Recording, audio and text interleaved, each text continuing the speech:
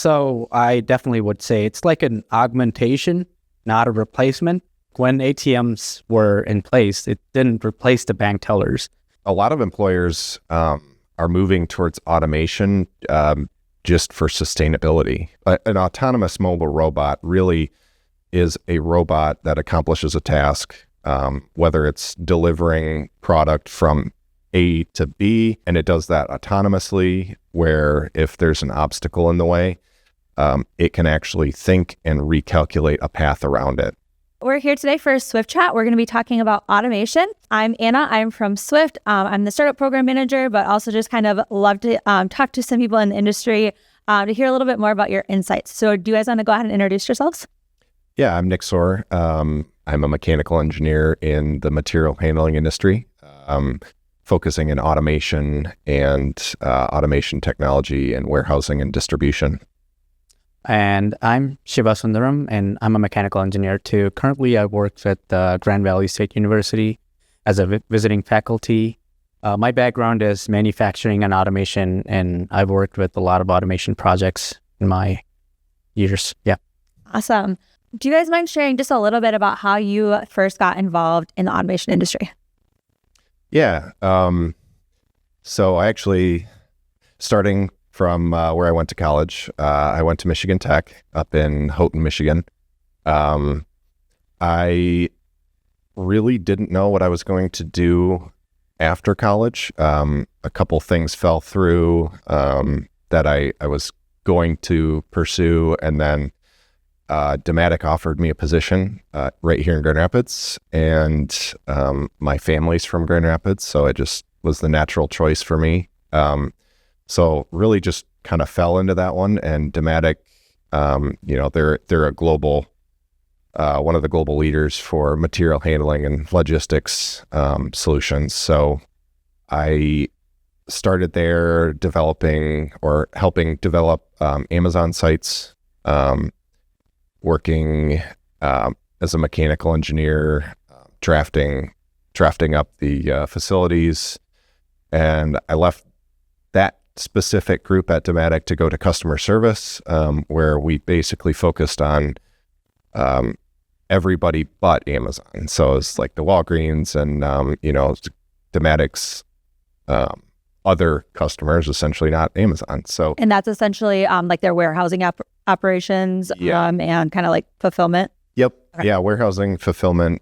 So a lot of conveyor, a lot of sorters, ASRS cranes, even down to a lot of manual movement with fork trucks, fork truck operators. And are you seeing fork trucks being automated too, or is that kind of not happening yet? Yeah, so there's fork trucks that are being automated. Dematic was, when I was there, had Edgeman, which they're an AGV company. I think at that time we're out of Holland, or the Holland area.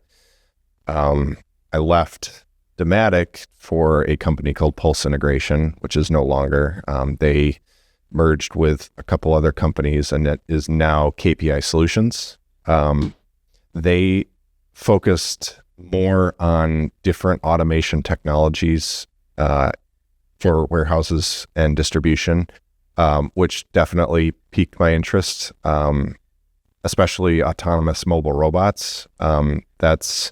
There's definitely a proliferation of mobile robot technology in the warehouse in the U.S. Okay. And so for people not in the logistics industry, an autonomous mobile robot, is that equate to a forklift, or is that like a smaller scale type operation? Yeah, good question. I'm learning to talk about this stuff to a non-technical audience that knows everything about the warehouse, but it can be a fork truck.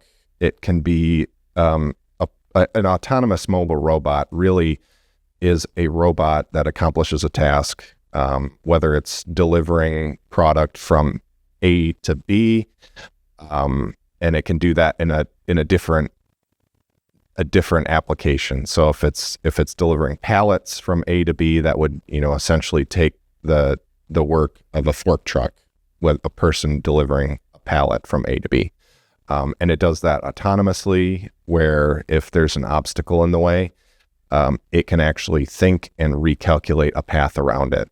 Whereas a lot of people are familiar with AGVs, auto-guided vehicles. They follow some sort of fixed path and then they stop. And, if it's a pallet, it will stay there until that pallet's moved.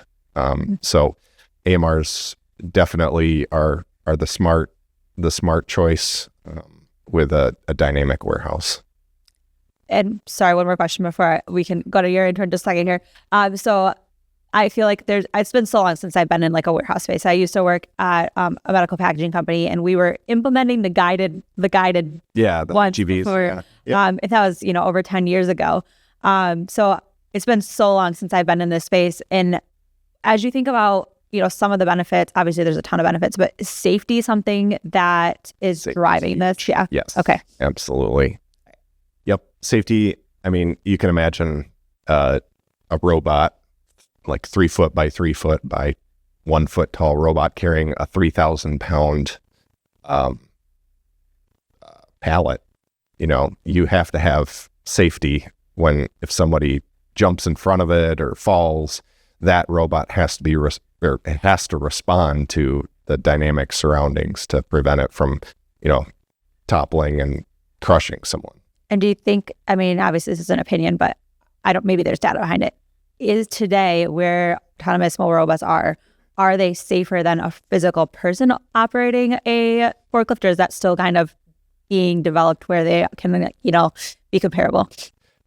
That's a good question. I guess it depends. Okay. Is the famous one. But if you look at like what Tesla and Google are doing with self-driving cars, there's a lot of skepticism around that, if they're safer than, a human driver. And in a lot of cases they are, because they have a fixed set of rules to do in situations where, someone jumps in front of the car, they slow down and turn. Where a person, if they're on their phone, they don't react at all. So there's, it's up to interpretation whether they're safer than a human or not. So. Awesome. All right, how are you? All right. So yes. Sorry. Now that we went on a long path. Well, I'm here. Yeah. So a little bit about how you first got into automation. Yeah, sure. So I did my master's in mechanical engineering at University of Bridgeport in Bridgeport, Connecticut. That's the first time that I've been introduced to automation, because one of the classes that I had is automation in manufacturing. That's when I started using SolidWorks too. So yeah, it's very relative. So I worked on a couple of projects that were directly sponsored by NASA. So where we were like a team of people, where I took care of the mechanical side of the project, and there were other people. It was a good project management experience as well. But that's when I started, and then that kind of helped me get my first job. It was a company called I2 Systems. And at the interview, they asked about these projects that I worked on, and they already had this robot that they were not able to get it to work, and they thought, okay, this is what we're going to let you do. And they put me on that the first day, and it took me like probably like 2 or 3 weeks to figure out what was going on. And yeah, I started going through like every wires and everything, and it was a good system that they had, but it wasn't working apparently. But I ended up learning all those each and every component, that the electrical component. I was not familiar with the electrical side of the thing, but I learned that, and then it got me interested. So they were like, all right, we're going to give you more projects like this. And then I implemented like a lot of automation in those assembly lines that they have.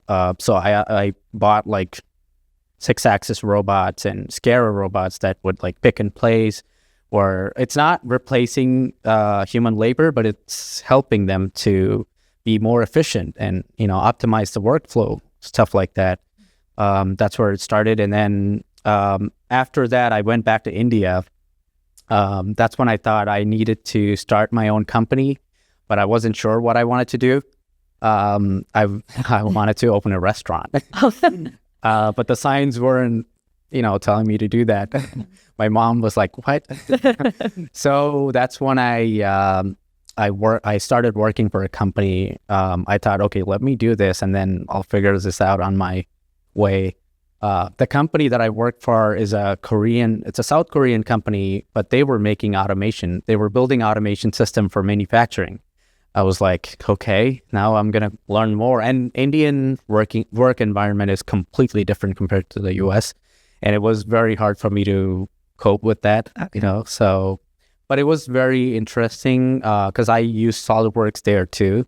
I built like a lot of concepts for customers. I worked with Samsung, Hyundai, and other automotive companies. So that kind of got me interested.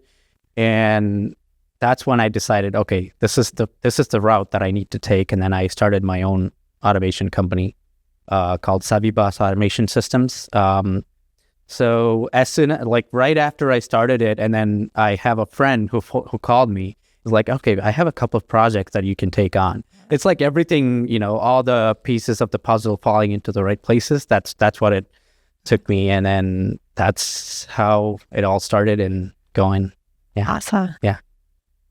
All right. So you kind of alluded to this a little bit, but there are some people who are concerned that automation is going to lead to unemployment. It's going to replace, jobs, things like that. I mean, it can be kind of a controversial topic of, should people automate or should they not? I'd love to hear a little bit more on kind of what your perspective is as far as adding automation into processes and how that either benefits or, disadvantages employees specifically. Right. Oh, it's definitely it's going to be a benefit because it's not like we're replacing human labor. I could give you a couple of examples like ATMs. Like when ATMs were in place, it didn't replace the bank tellers.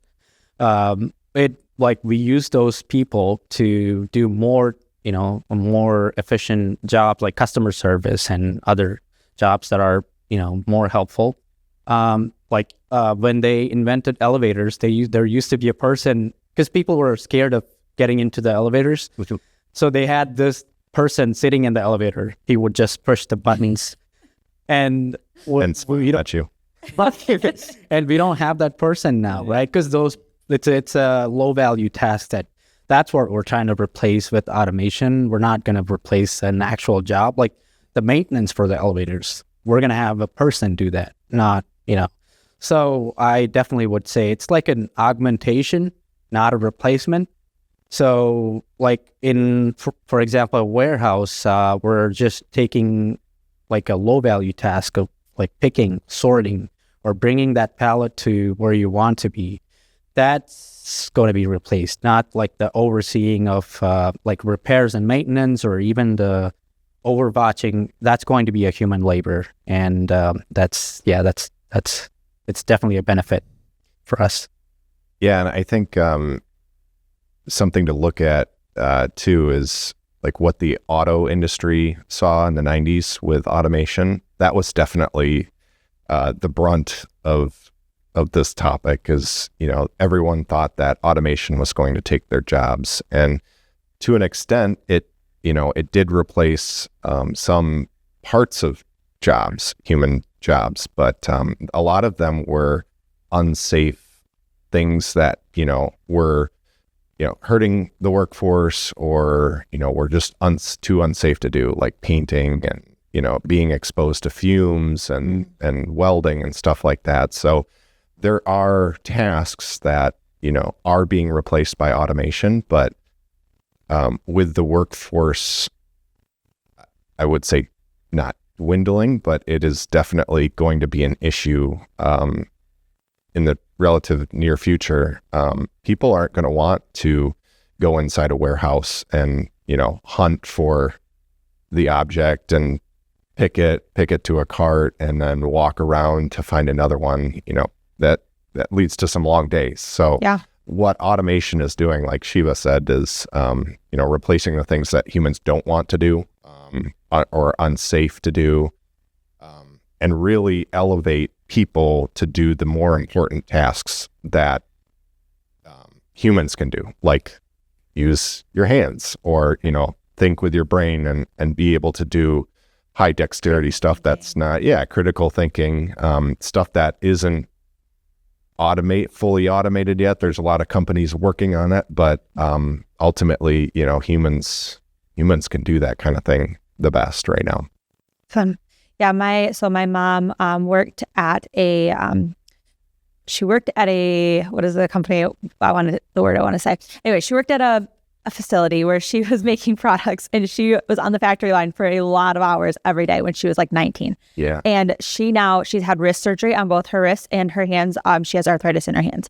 And so she was, packaging products that now it's an automated process, many years later. But as I even think about some of the reasons, like, yeah, it may be something that someone could do, but like, as you look at the long-term impacts of someone doing that physically, what is it doing to their body, or something that where they're bending or lifting really heavy things, and how automating those processes can just add to the quality of people's lives of them not having to do that labor. So yeah. And it's not just physical, it affects your mental state too. Yeah. Repetitive stuff.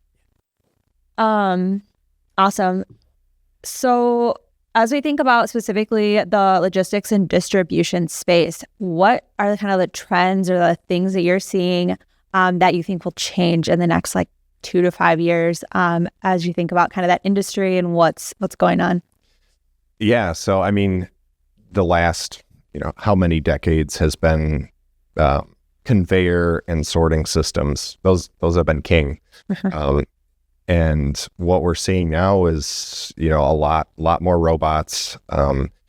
I personally think AGVs and AMRs are the way to go. I think if you have an existing site, AMRs are easily adaptive to a dynamic environment. If you're building new, look at AGVs, because you can design the process and optimize the robot, pathways and speed and everything. And then, of course, there's kind of the buzz recently about humanoids. And I don't know that I can intelligently speak to that, but there's those too. Yeah. There's so many places you could go with this. But as I think about kind of my experience in a warehouse, the chaos sometimes of a warehouse space with the high lows going, in chaos of that. Aside from the safety feature, which we've kind of already touched on, and the taking out of the human aspect of errors of running into something or someone, what are some of the other reasons that employers are choosing to move towards? Yeah, so a lot of employers are moving towards automation just for sustainability. I guess an example that I've seen personally is I was working on an Amazon facility in Minneapolis, and in that particular industrial park, it was a pretty saturated industrial park. So the labor force was always in competition from building to building and company to company. So automation in some cases is just required to maintain business. Yeah, I'll give you 50 cents more if you come to my warehouse tomorrow. Yeah. Literally, we've seen that. Some customers are telling us they just offered all our employees 50 cents more an hour to come to their warehouse. Yep. What do I do now? Yeah. So yeah, that's wild. Yeah. And people are really moving towards the same day delivery or 1 day delivery. And with automation, that's making it more easier and more possible to do that, right? Yeah, running around the clock, no sick days. Yeah. Someone didn't call out and who doesn't can't, Yep. Robots can do that. Yeah.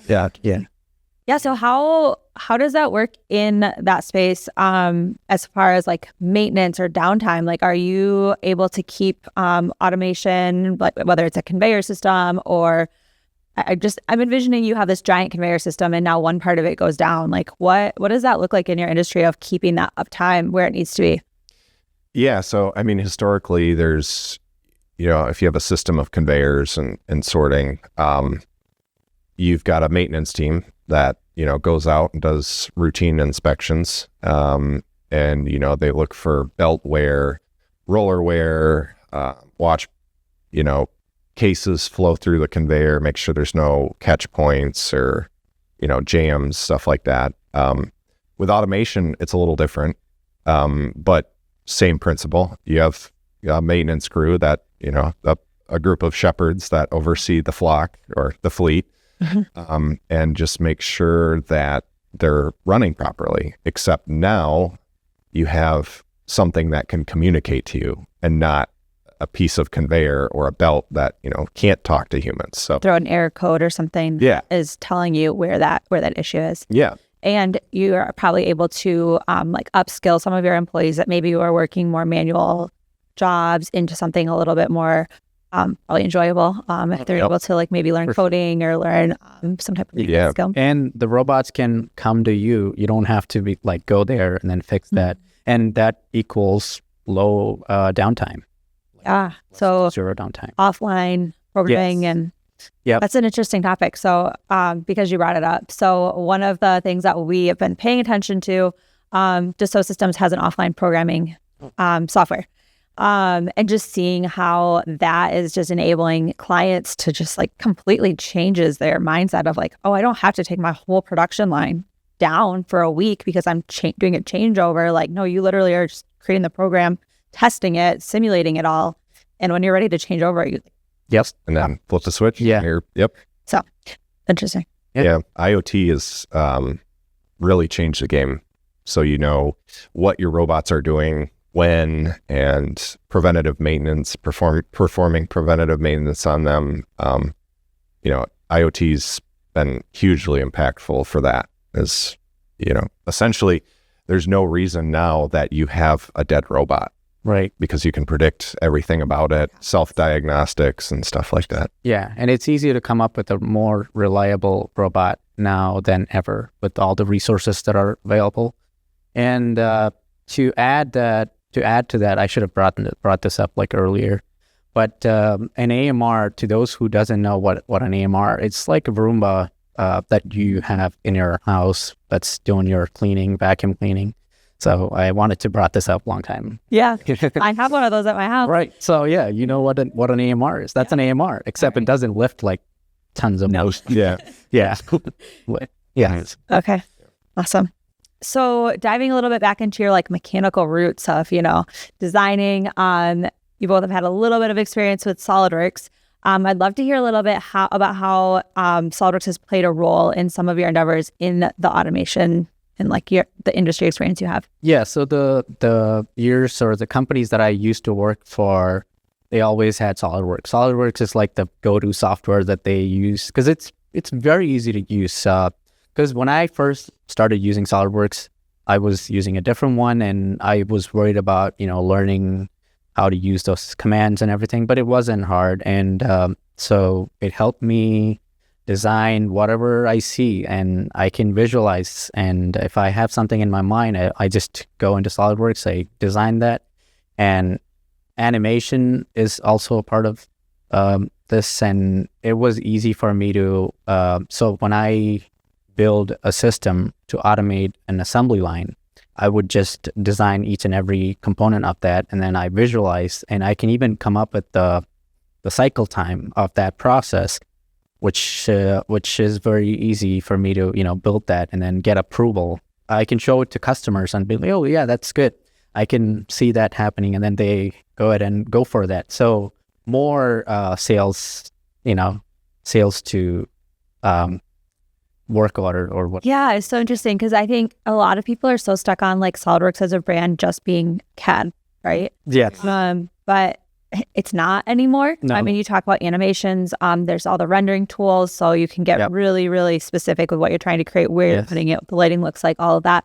But there's like the simulation capabilities now, where before you had to like send something out for physical testing, like nobody has time for that. It's also super expensive. Like, let's just run it in a software simulation, and in a couple hours or maybe a day, depending on what you're trying to simulate, you have a result, and you can go back and fix these things.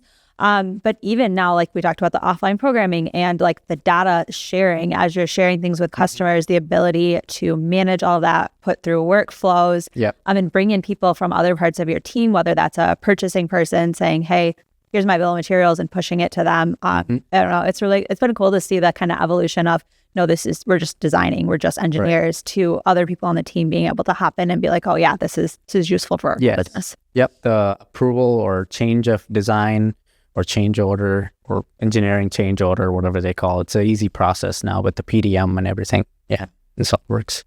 Yeah. And I don't know if I can say this, but I've historically been an inventor guy. Oh no. I know. So, but since we've had a license of SolidWorks, I'm actually pretty impressed at how intuitive it is to build. I'm not nearly the savant Shiva is, but yeah, it's pretty easy. It's pretty cool. I'm telling you, there's not a big learning curve here. It's pretty straightforward, and you can just start. Yeah, we've historically I've drawn stuff out on my iPad. Yeah, because I still love pen and paper. Yeah. Now iPad and stylus, but I draw something out. Do you just kind of like draw in like a word or like a paint type thing, or what are you? Yeah. Just whatever the notes that Apple has. I've got to get you access to X Design. You can still use your stylus and just hop in there and do some CAD on your iPad. Yes. Yeah, there we go. That might be more my speed. Awesome.